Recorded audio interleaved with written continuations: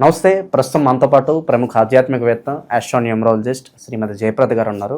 Madam గారితో మాట్లాడదాం. నమస్కారం మేడం. నమస్తే అమ్మా. శ్రీమాత్రే నమః. మేడం, ఆగస్టు మాసం, విశేషంగా శ్రావణ మాసం, కన్యా రాశి వారి పరిస్థితి ఏ విధంగా ఉండబోతుంది? ప్రజెంట్ వీళ్ళ టైం ఎలా నడుస్తుంది? ఓవరాల్గా ఎలాంటి జాగ్రత్తలు తీసుకుంటే బాగుంటుంది? తప్పకుండా కన్యా రాశి వాళ్ళకి ఎలా నడుస్తుంది అంటే బాగానే నడుస్తుంది చెప్పుకోవచ్చు. ఎందుకంటే కన్యా రాశిలో కుజుడు ఉండడం వల్ల కన్యా రాశి లక్షణం జనరల్గా ఏంటంటే వీళ్ళది ఏ పనైనా సాఫీగా చేసుకుని వెళ్తారు. ఒక ఊరు వచ్చి పడిపోతున్నా సరే సరే పడుతుంది, అయితే ఇప్పుడు మధ్యన పరిగెట్టి వెళ్ళి దాన్ని పట్టుకోలేం కదా, పడిని దానిలో జరిగే ఏదైతే పరిణామం ఉంటుందో మనం జాగ్రత్త పడదాం అని చెప్పి అనుకుంటే తప్ప దాన్ని కాపాడదాం పట్టేసుకుందాం అని అందుకు లక్షణం ఉండదు జనరల్గా. సో వాడంతా ఏ పనైనా ఒక ప్లానింగ్ ప్రకారం చేసుకుని వెళ్ళాలనుకుంటారు. సో కుజుడు ఉండడం వల్ల ఏంటంటే అగ్రెసివ్గా కొంచెం పనులు ఫాస్ట్గా అవ్వాలని, వీళ్ళకి తెలియకుండా వీళ్ళకి కోపం, వీళ్ళకి తెలియకుండా ఆవేశం, వీళ్ళకి కొంచెం పట్టుదల, కొంచెం పంతము, మొండితనము. కొన్ని రాశులకి అది ప్లస్, కొన్ని రాశుల వాళ్ళకి మైనస్ అవుతుంది. అంటే లగ్నాల వయసుగా నేను ఇప్పుడు రాశి అని చెప్తున్నాను. కన్యా రాశి వాళ్ళందరూ ఒకటే, కానీ వీళ్ళ లగ్నాలు వేరుంటాయి. కొంతమందికి కన్యా రాశి ఉండొచ్చు, తులా లగ్నం అవ్వచ్చు, కర్కాట లగ్నం అవ్వచ్చు, సింహ లగ్నం అవ్వచ్చు, మేష లగ్నం అవ్వచ్చు. ఇలా కొన్ని లగ్నాలకి కుజుడు రావడం వాళ్ళకి చాలా అదృష్టం. కొన్ని లగ్నాలకి కుజుడు రావడం కాస్త విపరీతమైన ఇబ్బంది పడే అవకాశం. ఎంత ఇబ్బంది పడతారంటే ఆ ఉన్నత విలువలు, మానవత విలువలను మర్చిపోవడం కానీ జరిగే అవకాశం కానీ, లేకపోతే ఏదో ఒక మాయలో పడడం కానీ జరుగుతుంది. కుజరాహువులు వీక్షణ, కుజశనులు వీక్షణ, ఈ రెండు కూడా మంచివి కాదు. రాహు ఆరోస్థానంలో ఉండడం ఒక విధంగా శత్రువు జయించడం, అంటే శత్రువులు అనేవి ఎవరు లేకుండా వీళ్ళు ముందుకెళ్ళే అవకాశం ఎక్కువగా ఉన్నప్పటికీ కూడా ఇక్కడ కుజుడు ఉన్నారు కనుక కుజరాహువులు అంటే ఒక రకంగా సర్పం అనేది, ఒక సర్పం చూస్తే మనం ఎప్పుడైనా భయపడతాం కానీ దాన్ని పూజించాం. నిజంగా దేవతా సర్పం అయినా సరే ఫస్ట్ చూడగానే ఏమొస్తుంది? భయం కలుగుతుంది. ఆ తర్వాత భక్తి వస్తుంది. ముందు వెంటనే దండం పెట్టుకుని దేవుడానికి దండం పెట్టుకుని కదా ఖచ్చితంగా భయపడతాం. సో అలాంటి భయ ఆందోళన వీళ్ళు చేసే పనుల్లో కానీ వీళ్ళని చూస్తే కానీ జరిగే అవకాశం ఈ మాసంలో ఎక్కువగా ఉంటుంది. కన్యా రాశి వాళ్ళందరికీ ఏ పని చేసినా, అంటే ఎవరే అంత పెట్టుబడి పెట్టి వ్యాపారం చేస్తే నాకు భయం వేస్తుందా అని చెప్పి స్నేహితులు అనొచ్చు, అయితే ఇంట్లో వాళ్ళు అనొచ్చు, ఒరే అంత పెట్టుబడి పెట్టాలి మనం ఈ మాసంలో అని చెప్పేసి, ఎందుకు పెడుతున్నాం అనేసి, అంత ఇన్వెస్ట్మెంట్ పెట్టి బిజినెస్ చేస్తే ఆ బిజినెస్ సక్సెస్ అవుతుందా అవదా అనే ఒక భయాన్ని ఖచ్చితంగా చుట్టూ ఉన్న ప్రాంతంలో ఉన్న అందరూ కూడా భయపడతారు. మరి రిస్క్ తీసుకోవడం కరెక్టే అంటారా? తీసుకోకూడదు కదా, ఖచ్చితంగా తీసుకోకూడదు. ఎందుకంటే వాళ్ళ లగ్నాలు ఏంటి, జాతక పరంగా వాళ్ళకి యోగం ఉందా, ఇప్పుడు వ్యాపారం చేసే లక్షణం ఉందా, సో వ్యాపారంలో రాణింపు అనేది ఉందా వీళ్ళకి అనేది వాళ్ళ జన్మ జాతకంలోనే తెలుస్తుంది తప్ప ఏ టైంలో పెట్టాలి, ఏ రోజు పెట్టాలి. జాతకంలో యోగం ఉంటే దానికి ఖచ్చితంగా పనులు అవుతాయి. ఇది గోచరిత్య అయితే కొత్త వ్యాపారాలకి పెట్టకూడదు, అసలు వ్యాపారాల జోలికి వెళ్ళకూడదు.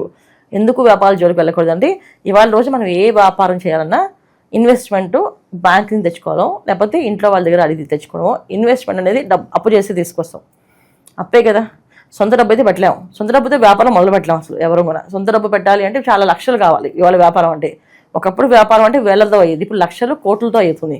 ఖచ్చితంగా మన డబ్బు ఉండదు, అది బ్యాంకులోనో లేదా అప్పు అవుతుంది. సో కన్యా రాశిలో కూర్చుంటే అప్పు చేస్తే జీవితాంతం అప్పుకు వడ్డీ కడుతూనే ఉంటారు. మన వడ్డీ కాసులు వాడు వడ్డీ కట్టినట్టుగా వడ్డీ కట్టుతూనే ఉంటాం, కానీ అప్పు తీరదు. ఈ మాసంలో కన్యా రాశి వాళ్ళు వ్యాపారం ప్రారంభించడం కానీ, వ్యాపారం సంబంధించిన లోన్లు తీసుకోవడం కానీ, వ్యాపారం ఎక్స్పాండ్ చేద్దాం దానికి ఏమైనా చేయడం కానీ, ప్రయత్నాలు కానీ ఏవి చేయకుండా ఉంటే చాలా ఉత్తమం. ఇక ఉద్యోగస్తులకి సామాన్య ఫలితాలు, ఇబ్బంది ఏం లేదు. ఉద్యోగులకు అసంత ఒడిదుడుకులు ఉంటాయి. ఉద్యోగం ఒకసారి బాస్కి ఎదిరించి మాట్లాడడం, బాస్తో గట్టిగా మాట్లాడడం, లేకపోతే తోటి వాళ్ళతో గట్టిగా మాట్లాడడం, ఇలాంటి ఇబ్బందులు ఖచ్చితంగా జరుగుతాయి. అయితే ఉద్యోగం అయితే పోదు, అలాంటి ఇబ్బందులు జరుగుతాయి. కోపం వస్తుంది, ఎంత కోపం వస్తుంది, ఉద్యోగం మానేద్దాం, ఈ ఉద్యోగం లేకపోతే బతకలేదా అనే కోపం తెప్పిస్తాడు. కానీ ఉద్యోగం మానే అవకాశం అంటే మానే అవసరం లేదు, అలాగే ఉద్యోగం పోయే అవకాశము లేదు ఈ మాసంలో. సో నిరుద్యోగులకి శుభవార్త అందుకోవడానికి ఎంత సమయం పట్టవచ్చు అంటారు? ఉద్యోగం వచ్చే అవకాశం ఉంటుంది నిరుద్యోగాలకి. కింద మీకు కన్యా రాశిలో కుజుడు అగ్రెసివ్గా పంతాన్ని పడుదల తెస్తుందా, నేను ఎందుకు ఉద్యోగం చేయలేను, నేను ఇది చెప్పితే ఇంకోటి చేస్తానని చెప్పి ఇండిపెండెంట్గా వీళ్ళు ఆలోచించుకొని ఇంకొక ఉద్యోగం అంటే వీళ్ళు ఇప్పుడు దాకా ఏంటంటే నాకు ఈ కేటగిరీ వస్తేనే చేస్తాను, ఈ కేటగిరీ అయితే చేయను అని చెప్పి కన్యా రాశి వాళ్ళు మ్యాక్సిమం అలాగే ఉంటారు. అంటే వాళ్ళు ఒక కేటగిరీ సెట్ చేసుకున్నాక ఆ కేటగిరీ నుంచి మారరు, వాళ్ళు ఆ కేటగిరీలో ఉండాలనుకుంటారు. సో అందుకని ఖచ్చితంగా వీళ్ళకి ఇది బాగుందా లేదా అని తెలుసుకొని, కాదు నాకు ఇది కాకపోతే ఇంకోటి చేద్దాం అని చెప్పి ఈ మార్పు అనేది కుజుడే తీసుకొస్తాడు. కన్యారాశి కూర్చుంటాను కనుక మార్పు వస్తుంది. నేను ఇది చేయకపోతే ఇంకోటి చేస్తాను, పర్లేదు అదేనే చేస్తాను, అడ్జస్ట్ అవుతా లేదా అడ్జస్ట్ అవ్వను, నేను ఈ విధంగా వెళ్తాను అని చెప్పి అనుకునే మొండితనం తీసుకొస్తాడు. రెండు జరుగుతాయి. ఎందుకు జరుగుతాయి రెండు అంటే కన్యా రాశిలో కుజుడు అంత కంఫర్టబుల్ కాదు, బుధ కుజుడు ఇద్దరికి పడదు. అందువల్ల రిజల్ట్ అనేది వీళ్ళకి 50-50 ఎందుకంటే లగ్నం యోగంగా ఇప్పుడు వృశ్చిక లగ్నం అయింది, కన్యా రాశి లగ్నాధిపతి వెళ్ళి కన్యా రాశి ఉన్నాడు, ఖచ్చితంగా బలాన్ని ఇస్తాడు వాళ్ళకి. వృశ్చిక లగ్నం వాళ్ళది అదృష్టం వస్తుంది. కానీ కన్యా రాశి కర్కాటక లగ్నం వాళ్ళకి యోగ్యమే, బాగానే ఉంది. కన్యా రాశి మేష లగ్నం అది బాగా యోగిస్తుంది. కన్యా రాశి వృషభ లగ్నం యోగించదు. కన్యా రాశి మీన లగ్నం యోగించదు. కన్యా రాశి కుంభలగ్నం యోగించదు. ఫుల్గా యుద్ధమే అవుతుంది, అక్కడ చిన్నపాటి యుద్ధమే అవుతుంది. అందువల్ల ఇప్పుడు మనం అందుకే 50-50 వచ్చాము చెప్పింది. వివాహపరంగా పెళ్లి చూపులకు వెళ్ళే వాళ్ళకి ఏదైనా సూచన ఉందా ఈ రాశి వాళ్ళకి ప్రత్యేకంగా? ఖచ్చితంగా ఈ మాసంలో ఏంటంటే వివాహ ప్రయత్నాలు అంత అనుకూలంగా ఉండదు, మిశ్రమ ఫలితాలు. ఎందుకంటే ఇంత మీకు చెప్పాను, కుజ రాహువులు, కుజశనులు, కుజకేతువులు, తర్వాత రాహుకేతువులు వీళ్ళంతా కూడా ఏంటంటే ఒక సర్పాన్ని చూపించేటట్టు ఉంటుంది. అంటే భయమే వస్తుంది, ఆందోళన కలిగిస్తుంది. ఒక సంబంధం చూసినా, ఒక సంబంధం చేసుకుందాం అనుకుంటా వాళ్ళు వీళ్ళ గురించి ఆందోళన పడుతుంది తప్ప సవ్యంగా జరుగుతూ అనుకోలేదు. ఒక మంచి సంబంధం ఈ మాసంలో ముట్టుకోకుండా ఉంటే బెటర్. అది వచ్చే మాసంలో వెళ్ళడం మంచిది. పెళ్లి చూపులకు వెళ్ళినా ఏదైనా మాట్లాడినా సెట్ అయ్యే సంబంధం కూడా విడిపోయే అవకాశం ఉంది. అందుకని జాగ్రత్త ఉండాల్సిన అవసరం ఉంది. ఒక స్త్రీ వల్ల ఏదన్నా ధన నష్టం కానీ పరువు నష్టం కానీ సూచిస్తుందేమన్నా? స్త్రీ వల్ల కాదు, వీళ్ళకి రాసులు పడకపోతే ఎవరి వల్ల నష్టం జరుగుతుంది.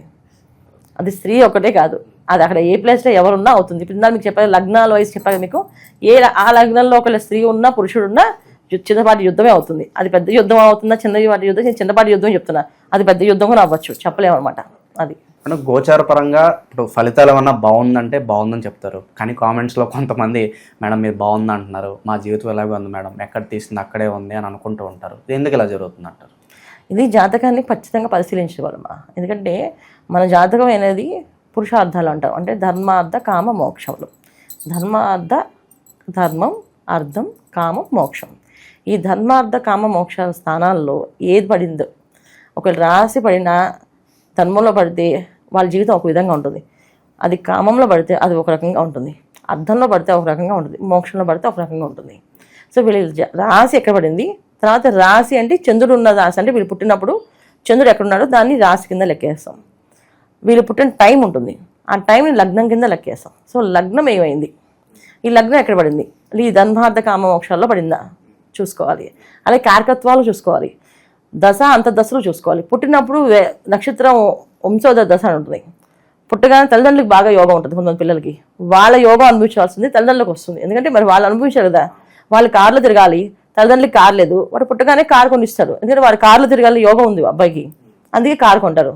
అదే అబ్బాయి మంచి కంఫర్టబుల్గా ఇంట్లో ఉండాలనుకున్నాడు, అలాగే సొంత ఇల్లు ఉంటుంది. ఇలాంటి విషయాలన్నీ కూడా పర్సనల్ జాతకంలోనే వస్తాయి. మా జీవితం ఇలాగే ఎందుకు ఉంది అంటే మీరు పర్సనల్గా జాతకం చూపించుకోవాల్సిందే. చూపిస్తేనే మీరు పూర్వజన్మ ఏం చేశారు, అసలు ఈ జన్మ ఎందుకు తీసుకున్నారు, ఈ జన్మలో మీరు ఏం చేయాలనుకుంటున్నారు, అది భగవంతుడు నిర్ణయించి వస్తారు. ప్రతి ఒక్క మనిషి భూమి మీద రావడంతో ఒక ఆశయంతో వస్తారు. ఆ ఆశయం అనేది ఏంటి అనేది తెలుసుకోవాలి. అలా తెలుసుకోవాలంటే మన జాతకం చూసుకోవాల్సింది. అంతేగాని మన గోచార ఫలితాలు మన పర్సనల్ జాతకానికి ఎప్పుడు కూడా అంటే పర్ఫెక్ట్గా మ్యాచ్ అవుతాయని కాదు. ఒక్కొక్కసారి ఏంటంటే ప్రకృతి మనకి సహకరిస్తుంది. గోచార ఫలితాల్లో అనుకూలంగా ఉంటే మన జాతకంలో ప్రతికూలంగా ఉన్నప్పటికీ కూడా ప్రకృతి మనకు సహకరిస్తుంది. ఇప్పుడు నాకు తినే యోగం లేదనుకోండి, సరే పక్క వాళ్ళు తినే యోగం పెట్టే నేను అవకాశం ఉంటుందా, నేను అన్నం పెట్టగలుగుతాను. చాలామంది డైటింగ్ అని చెప్పి తిన్న మానేస్తున్నారు పాపం, ఓన్లీ మన జ్యూసులు ఫ్రూట్స్ తాగుతున్నారు. వాళ్ళు తినే యోగం ఉంది కదా వాళ్ళకి, శుభ్రంగా తెలుసుకునే వాళ్ళు ఆయన ఎందుకు డైటింగ్ చేస్తారు, అది వాళ్ళ జాతకంలో ఉండే అర్థం అన్నమాట. అంటే వాళ్ళ జాతకంలో కర్మ అనుభవించాలి.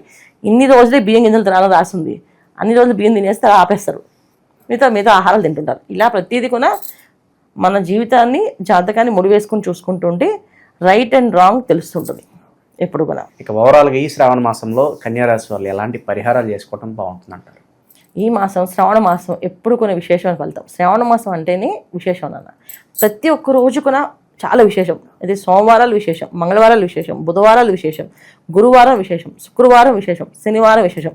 ఏ మాసానికి లేనివి ఈ శ్రావణ మాసంలో. శ్రావణ మాసంలో ఏం చేస్తామో అంటే శ్రావణ శనివారాలు చేస్తారు, శ్రావణ సోమవారాలు చేస్తారు, శ్రావణ మంగళవారాలు చేస్తారు, శ్రావణ శుక్రవారాలు చేస్తారు, శ్రావణ ఆదివారాలు చేస్తారు.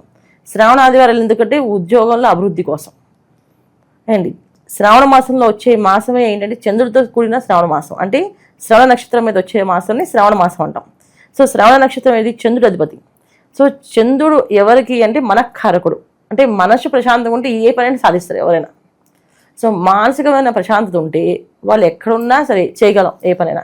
మానసిక ప్రశాంతత లేకపోతే వాళ్ళని ఎక్కడ పిలుచుకుంటే వాళ్ళకి అసలు ప్రశాంతత లేదు, ఇంకేం చేస్తారు. అందుకని ఈ శ్రావణ మాసం అంత విశేషం. వీళ్ళు చేసుకోవాల్సిన పరిహారం ఏముంది అంటే శ్రావణ మాసంలో బుధవారం పూట విష్ణువుకి లక్ష్మీ అమ్మవారికి ఇద్దరికి తులసి దళాలతో అష్టోత్తరం, తులసి మాలని సమర్పించడం. ఇంట్లో అష్టోత్తరం చేయడం కుదరదంటే దేవాలయానికి వెళ్ళి విష్ణు ఆలయానికి, వెంకటేశ్వర ఆలయానికి కానీ, లక్ష్మీనారాయణ ఆలయాన్ని కానీ, లేదా రామాలయానికి కానీ వెళ్ళి తులసి మాలని సమర్పించాలి. స్వామివారికి అలంకరణకి మాల ఇవ్వాలి, ఇచ్చి ప్రదక్షిణాలు చేసి వాళ్ళు అనుకున్న పనులన్నీ కోరుకుంటే ఖచ్చితంగా పని అయిపోతుంది వాళ్ళకి. ఓవరాల్గా ఈ రాశి వాళ్ళందరికీ ఈ మాసం ఏ విధంగా ఉండబోతుందో మీ మాటలో చాలా బాగా వివరించారు. ధన్యవాదాలు. నమస్తే అమ్మ. శ్రీమాత్రే నమః.